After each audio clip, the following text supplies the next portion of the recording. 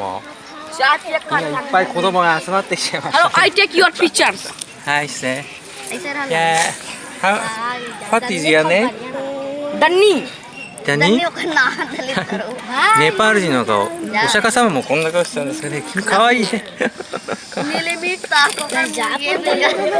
お釈迦様もこんな釈迦族。Do you like Buddha? Yes, yes, yes. Yes. Negara usted Do you like Buddha? Negara usted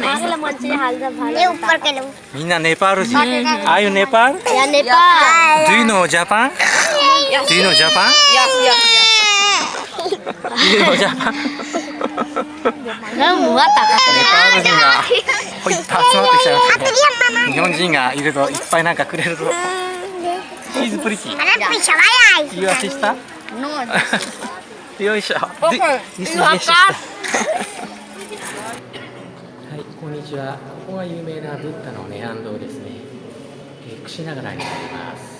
すごい周りがスモークですが、敬虔な雰囲気が伝わっています。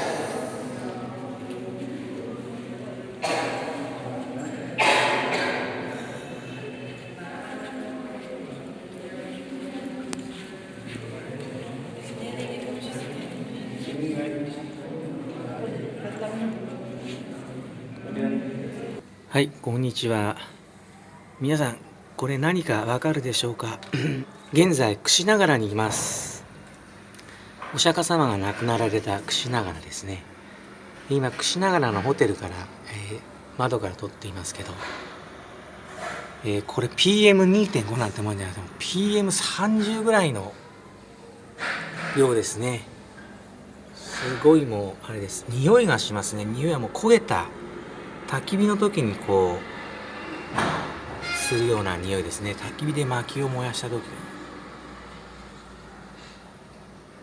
すごいもういいですね。これからルンビニに行きますけど、あと、マハイサヘとその辺りもっとひどいと思いますね。もうデリーなんかもう1メーター先も見えないとかって言いますね。これも死者も年間数万人って言われてますけど、もう数百万人ぐらい死んでるのは間違いないですね。すごい PM です。よくこんな中に生きてますね。インド人も。こっから先本当に呼吸器がどうなっちゃうのか分かりません。以上です。はい、皆さんこんにちは。私の後ろに見えるのはですね、櫛ながらですね。お釈迦様が、この場所で亡くなられて、そしてここでダビに付された場所ですね。お釈迦様は、80年近い一生を送ってここでその生涯を閉じました。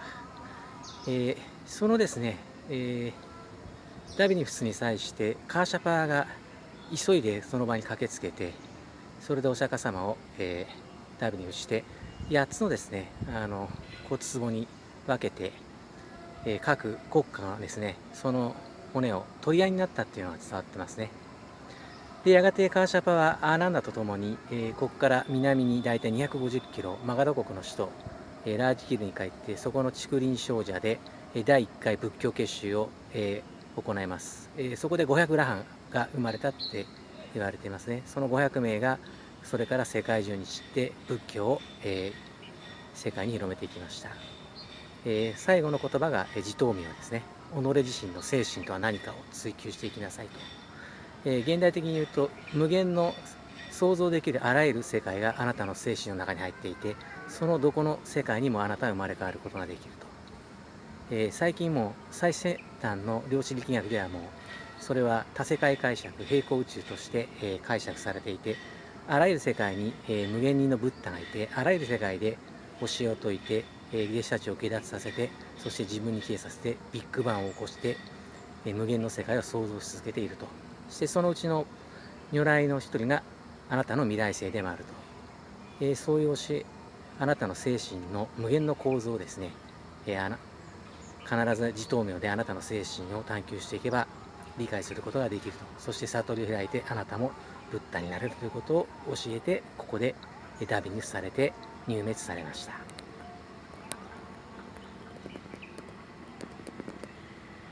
非常に周りも整備されていて、私が昔来た頃よりもすごい良くなってますね。はい。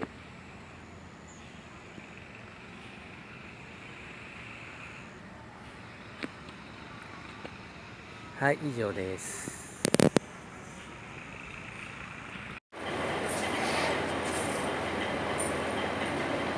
はい、こんにちは。ここはですね、パトナの博物館です。私の後ろにあるのは一体何でしょう。これはお釈迦様の、遺骨ですね。とても貴重なものですね。はい。これ多分本物だと思います。バイシャリーで、取れたもので、お釈迦様の遺骨は8個に分裂されて、その一つは、バッチ族が受け取ったということは記録されていますので、そこからこれ出土されているので、ほとんど本物だと思います。とても貴重なものですね。はい、遺骨の中はですね、壺の中に骨と、そしてお釈迦様の鳩が入っているっていうふうになっていますね。はい、非常に貴重なものです。この中にお釈迦様の鳩、遺骨が収められているというわけなんで、とても神聖なものなので、もしも仏教徒であればもうこれを見て感涙して涙を流すというものです。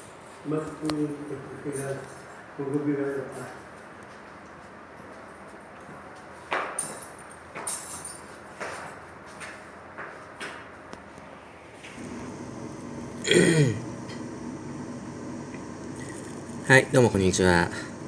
現在ですね、パトナというところに来ています。ここですね、パトナ。はい。でですね、今回の旅の目的なんですけど、このパトナというところから、このバイザリーですね。で、このクシナガラっていうところに行きます。なんでこう行くかって言ったら、ここはですね、このバイザリーってところは、お釈迦様がもう、80近くになって、最後の、年に、もう亡くなる最後の年に、ここで雨季を過ごして、そしてここからですね、クシナガラを通って、このルンビニですね、ここお釈迦様の生まれた釈迦国っていうのがあったんですけど、ここに戻る旅を最後にですね、する、この途中のクシナガラでお釈迦様は亡くなりました。このバイサリーっていうのは、お釈迦様当時は、ブッチャビ族というのが住んでいて、ここ民主国家がありました。で、お釈迦様はここ非常に気に入った国で何度も訪れていて、最後の、死ぬですね、半年ぐらい前にここにずっといて、最後にこのクシナガラに来たところで、チュンダというお弟子さんのですね、食事を、食べたところ、そのキノコ料理に、当たってしまって、ここで、下痢をしてしまいました。で、これ寝込んでしまってそのまま亡くなりましたと。で、有名なこのシャラ宗樹の、花が2本の大木の真ん中に最後寝そべって、自灯明ですね、己自身を追求していきなさいという言葉を残して亡くなられました。こうとても有名なところですね。前半はこのバイサリーからクシナガラの旅行、そして後半はですね、このお釈迦様が生まれた釈迦国があったルンビニから、そしてこの当時のコーサラ国の首都サヘートマヘート、祇園精舎があったところですね。有名な平家物語の諸行無常の鐘の音は乗車必須の断りを表す、溺れる者は久しからず、当時ですね、この辺一帯はですね、コーサラ国という大国がいました。そしてもう一個、ここのラージギルですね。ここに竹林精舎というのがあって、ここにマガラ国という巨大な国がありました。そしてこっちのコーサラ国ですね。二つ二大超大国がありましたね。で、その上のここにルンビニを中心とした大体釈迦国という小さな国があって、そこの王子様としてお釈迦様は生まれました。お父さんはスットダナ王といって、この釈迦国の王様で、釈迦国も民主制国家で大体7つの、領主様がいて、合議制によって、成り立っていたと言われています。大体現在の千葉県ぐらいの大きさで、人口は大体40万から50万ぐらいじゃないかと。軍隊の数は大体3万人ぐらいじゃないかと。そして超大国、この、コウサラ国の首都に祇園精舎があって、お釈迦様は29歳の時に出家するためにここからこの祇園精舎に行って、あったマヘーサヘトに行って、さらにここから降りて、この今、ベーサリーですね。ここに行って29歳の時最初にアラーラカーラーマのいう人の弟子になって、教えを学ぶんですけど、その人の教えはあまりにも簡単すぎて、で、その先生の方がお釈迦様の弟子になりたいと言ったほどなんですけど、ここには自分の求めるものがないというところで、また次に、ウドバラカ仙人という人のところに弟子に入りました。しかしここでもほどなくして、この人から学ぶことはないということを悟って、そしてこのですね、ラージャグリハ、今の、昔のマガダ国の人ですね、ここに行きました。しかし、ここでもやはり、いい先生はいなかったので、この、北方にある、ウルベラーの森というところに入って、そこで7年間の苦行に入ります。非常にこの辺りですね、お釈迦様にとって重要な場所になりますね。で、今現在このパトナにいて、明日からこのバイサリに移り、このクシナガラの旅に行きます。2018年11月20日、もうだいたい4回目ぐらいになりますけど、お釈迦様の足跡を追う旅の始まりになります。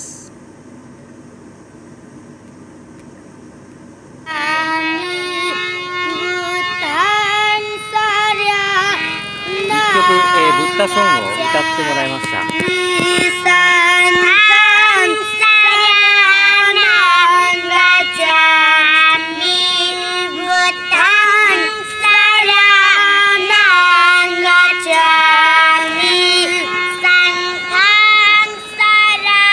どうでしょう。これが現地に伝わるお釈迦様を、与える曲ですね。大体お息が伝わったでしょうか。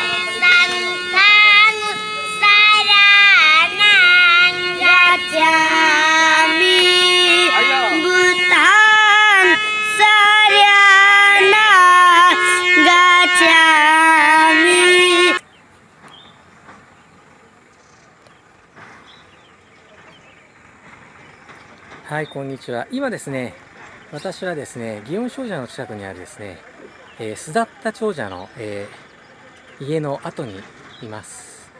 皆さん、祇園っていうふうに日本でよく京都に、地名がありますね。祇園祭りなんかで有名な。祇園っていう言葉の義という字は、ギーダ王子の義で、その後にですね、このギーダ王子、スダッタ長者の園、万語園っていう意味で、ギーダ王子とスダッタ長者が寄付した万語園が祇園精舎って言います。ブッダのですね、伝道の拠点としてコウサラ国の中心地にこの祇園精舎を建てたのは、この今ここに住んでいたスダッタ長者で、もう私もとても仏典の中で大好きな人です。この人が、マガダ国の首都ラージギールで竹林精舎でブッダとお会いして、その尊さに打たれて、自分の当時孫正義やビル・ゲイツみたいな大金持ちで自分の全財産をはたいて、ギーダ王子に建立を願い出ました。そのエピソードはですね、また別にあるんで皆さん調べてください。スダッタ長者のおかげで仏教が世界に広まった、スダッタ長者とは大きな力になった人なので、この人はもう2500年経ってもこのように家も全て残っていますね。ビル・ゲイツや孫正義もこのぐらいすれば、何千年経ってこの世が終わるまでおそらくその名前は残るでしょうが、彼らでは30年もしたら死んで、名前も残らないでしょう。とてもやっぱさすがにスダッタ長者の住んでいた場所も非常に見晴らしが良くて、当時では最高峰の場所ですね、これ。祇園精舎を、ギーダ王子に行って、寄付したスダッタ長者の、邸宅の跡ですね。はい、以上です。今も多くの参拝客が後を絶ちません。はい、どうもこんにちは。今ですね、コウサラ国の首都スダッタ長者と義仁王子が、寄付した、祇園精舎に来てます。すごい広大な敷地ですね。たくさんの参拝客が現在も来て、各国から来てそれぞれの国の言葉で国旗を上げています。非常に広大で日本の代々木公園ぐらいあるんでしょうかね。また整備も非常に行き届いてますね。今ここはですね、お釈迦様が阿弥陀経を説いたというところですね、タイの団体と中国の人たちが国旗を上げてます。あそこの先でお釈迦様が、阿弥陀経を説いたと言われてますね。非常に広大ですね。よく整備されてます。スダッタ長者がですね、お釈迦様にとても広い土地を寄付したいと、長者を作るのに。それで当時のコウサラ国の王子であったギニ王子に、あなたのマンゴー園を寄付してほしいと、くださいと言ったんですけど、ダメだと言われました。その代わりお前の財産のを金貨に変えて、もしもこのマンゴー園に敷き詰めることができたら、その時はじゃあお前にあげましょうと、このマンゴー園を言ったところ、全財産をスダッタ長者がはたいて金貨に変えて、この広大な敷地に、敷き詰め始めました。しかしそれでも足りませんでしたね。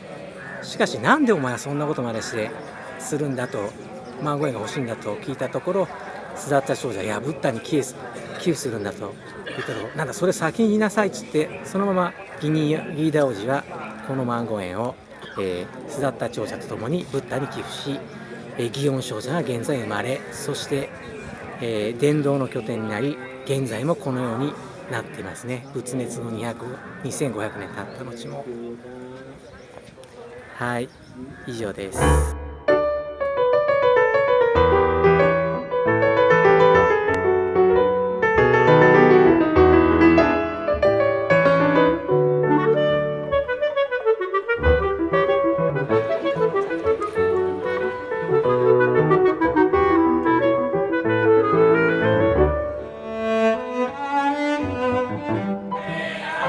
はい、ここはブッダの心情。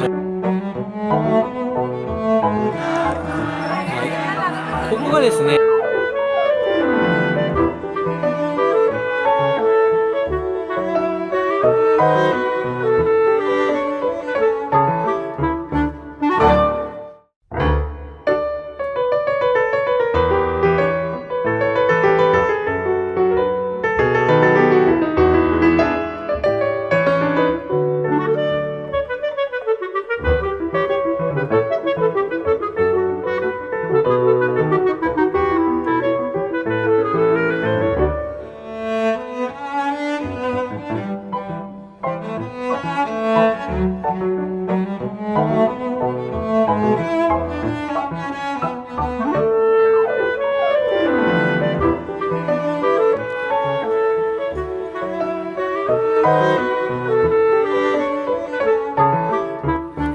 祇園精舎の一番奥の建物なんで、はい、こんにちは。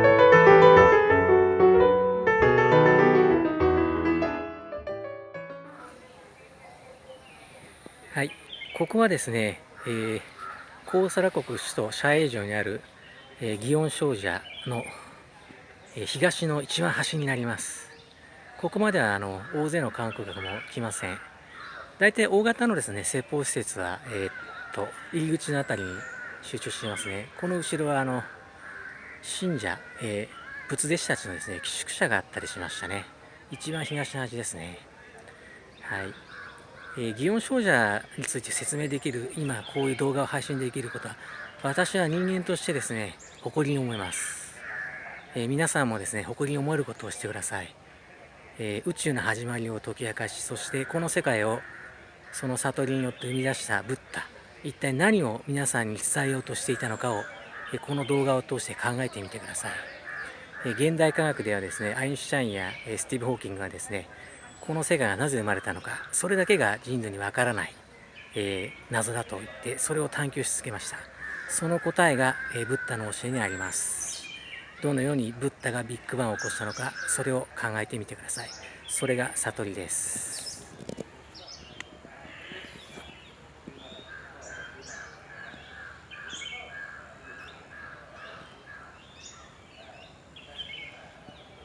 はい、ここがですね、ブッダが居宅として使っていた建物の跡で、それでこちら側、あそこでいつも飲料水ですね、ブッダが水を飲んでいたというところです。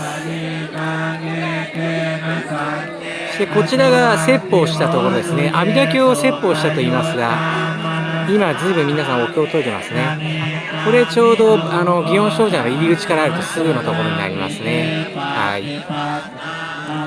これがブッダが寝起きしてたりところですね。ここがなんか尊いっていうことで一番祇園精舎のメインプレスになります。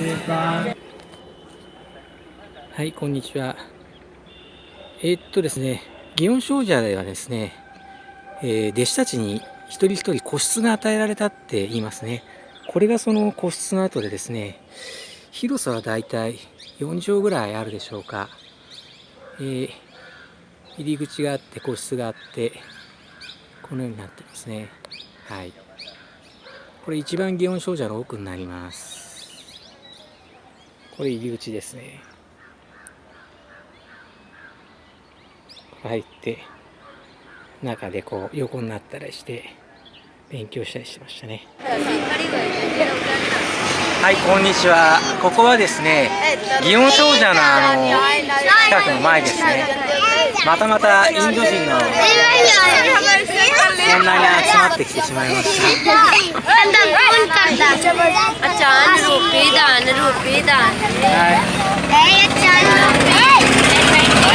Do you like Buddha? Do you like Buddha? Do you like Buddha? Do you like Buddha? もうダメですね。お金のことばっかりで。Do you like Buddha? Do you like Buddha? Do you like Buddha? Buddha? OK、どうも以上でした。手がすごいですね。What's your name? Name? Name? 手がみんなすごい。も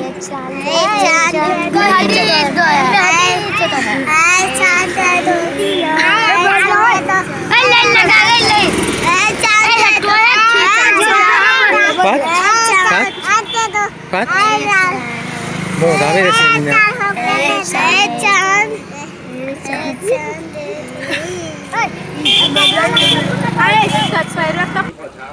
はい、今ですね、アングリマーラのストゥーパの前に立っています。アングリマーラっていうのはですね、有名な、仏典の登場人物で、殺人鬼ですね、殺人鬼、殺した人の指を集めていたっていう人なんですけど、その人も結局ブッダに帰依してですね、非常に有名なお坊さんとして名前を残していますね。その人のストゥーパがありますね。だからどんな殺人犯や悪党でも仏に帰依して、その罪を償えば、このように何千年経った後でも皆さんから、供養を受けられるっていう、その典型例ですね。はい。ブッダがいかに偉い人かを、知らしめたという意味でもあります。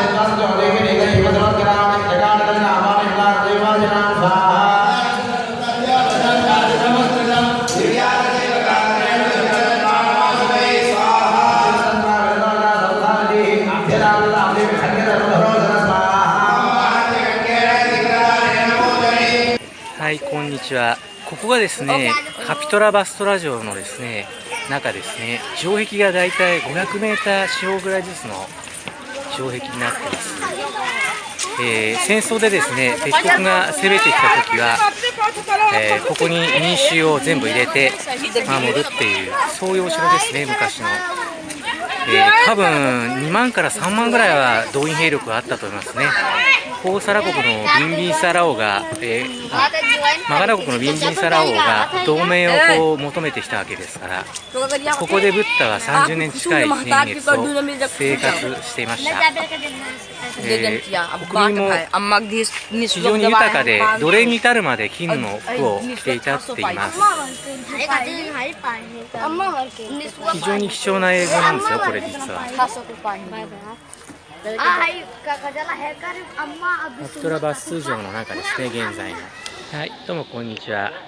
ここはですね、お釈迦様が生まれた、ルンビになりますね。お釈迦様の国の釈迦国は、ここから北に、だいたい30キロぐらい行ったカピトラバストゥというところですが、お母さんのマヤ夫人がここで、自分の生まれ故郷のコーリア国に戻って出産しようとしたところ、その途中のルンビに産気づいてしまい、ここでお釈迦様を、産み落としました。それで非常にですね、有名な場所になりますね。お釈迦様誕生の地です。今後ろにある建物の中にお釈迦様が生まれたっていう場所がモニュメントになってありましたね。それでですね、その横にある塔が立ってますね。後にですね、アショカ王がこの場所に来ました。なんで来たかというと、あそこにお釈迦様の、仏舎利遺骨をですね、8個に分けた1つが埋まってました。でそれも全部集めてですね、砕いて、何百個にもしてインド全土に、仏教を広めようとしたんですけども、思いとどまってその仏舎利だけは持ち帰らずに残りの7個だけを、四国に持ち帰って砕いて何百何千と分けてインド全土にお釈迦様の骨を、埋めましたね。ここまでお釈迦様の、遺骨を求めて、アショカ王が来たっていうモニュメントがあそこになりますね。はい、以上です。Here comes the sun, doo doo doo doo. Here comes the sun.